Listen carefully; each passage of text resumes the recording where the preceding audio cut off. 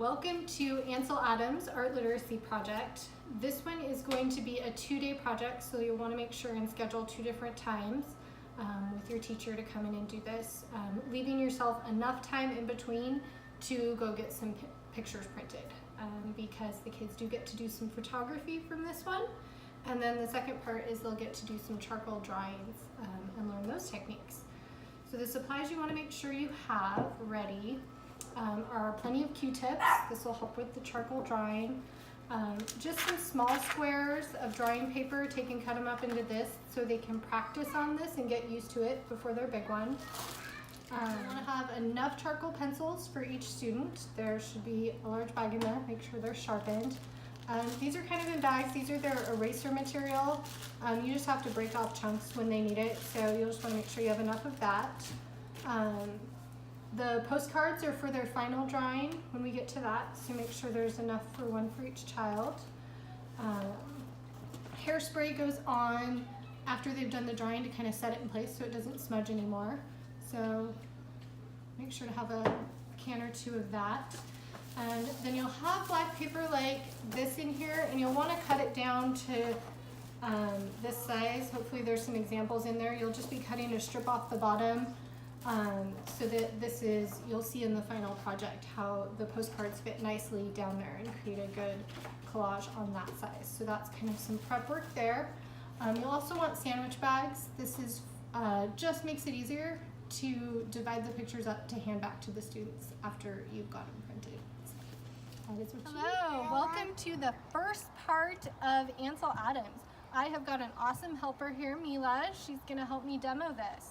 So we're just gonna go through. You will take, depending, kind of ask the teacher how many kids you wanna take out side at a time, but you want kind of a nice day. And you'll take them outside, and then you'll start with, Mila, can you stand right there? I'm gonna get a good picture of you. So you want to start with taking a picture of each child. It'll help you in sorting the pictures out later. So we're just going to snap a quick picture.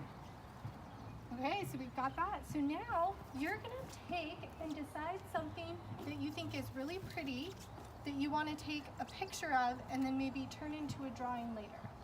So can you find one of these plants that you want to take a picture of?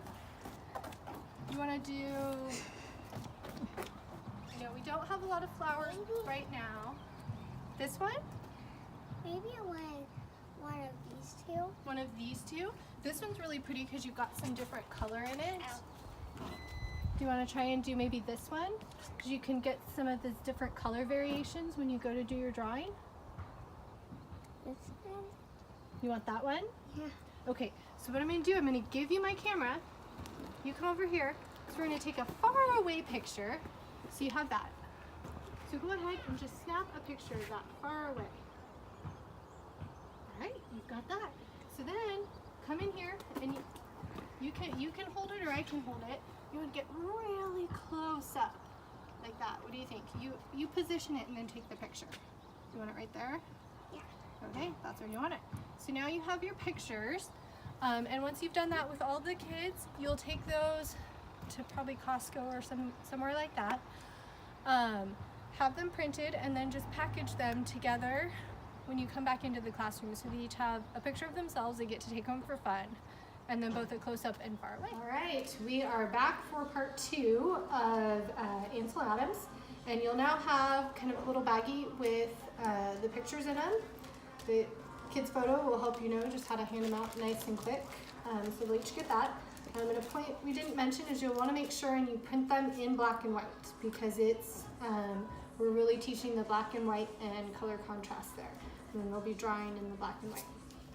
So then you come over here, Mila. This is the picture. You just get to keep that. That's yours to keep. Give that to your mom. And then these, we're doing this all in one day. So these aren't the exact pictures you took, but we're going to pretend they are, okay? These are the pictures you took, and we're bringing them back. So here's your far away, kind of a forest scene, and then we zoomed in on a fern. So you get these, and you get to kind of see how it is in nature, but then your close-up. So the close-up is the one you're going to draw. But first we're going to practice a little bit, okay? So I'd recommend having the kids practice before you open these up and hand them out, but I was just kind of showing you that. So then you have just these little practice pages so they get used to the idea of how the charcoal pencil works. I'm going to give you that. Why don't you just draw me a flower? Oh my goodness. Yeah, just draw it. You're good. It's really making me.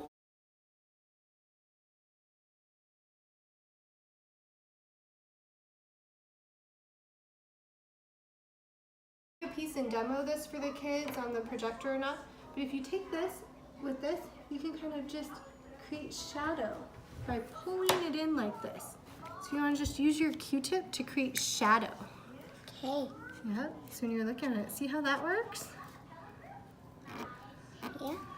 So you just give them some time to kind of play with this and see how it works. Okay. These are the erasers that are in there. They don't need a ton of it. You can break off even smaller pieces in this if you think necessary.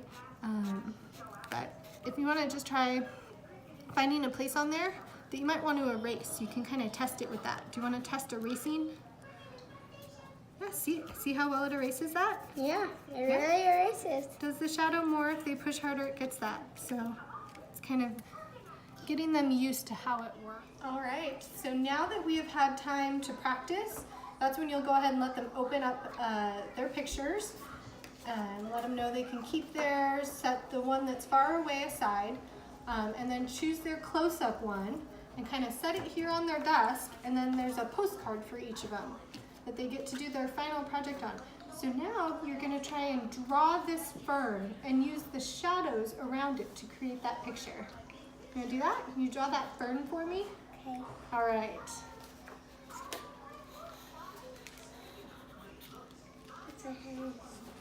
it's kind of bending piece.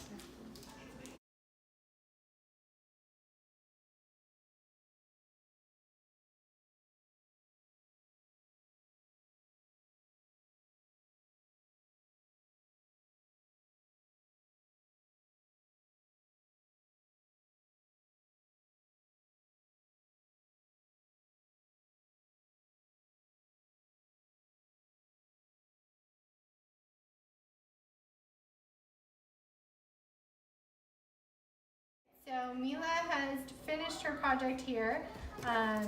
You will have some super creative ones. She added some extras, more than she could see in the picture. We try and encourage them to that, but as I always say, it's their art, so they get to do what they want in the time frame that we have. So I'm gonna borrow this. Okay, so we're back. So you're kind of just doing the finishing work for them. So after they've finished here, you'll want to just spray it with hairspray. That can help set it so it doesn't continue to smudge. So you just do a quick little for that, and then it'll have time to dry. You'll have these papers that you have preset, so you kind of just do the far away on the top. You'll put their picture in the center, and then the close-up down low. So to finish this project off, you can either use a pencil or we'll try and put a silver Sharpie in there. You can put their name kind of on the front of this. It's fun for them to be recognized in that way. And then we always have these art labels. You put this on the back. It kind of tells a little bit about the project and what we've done, so that when it goes home, they have that to remember it by.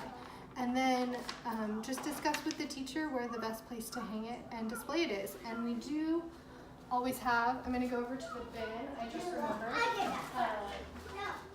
And then we also have these art signs you can put up and then hang the art around it, so as people are walking through they can see what it is about, and it explains a little about the project. So thank you very much for all your time and for helping support art literacy.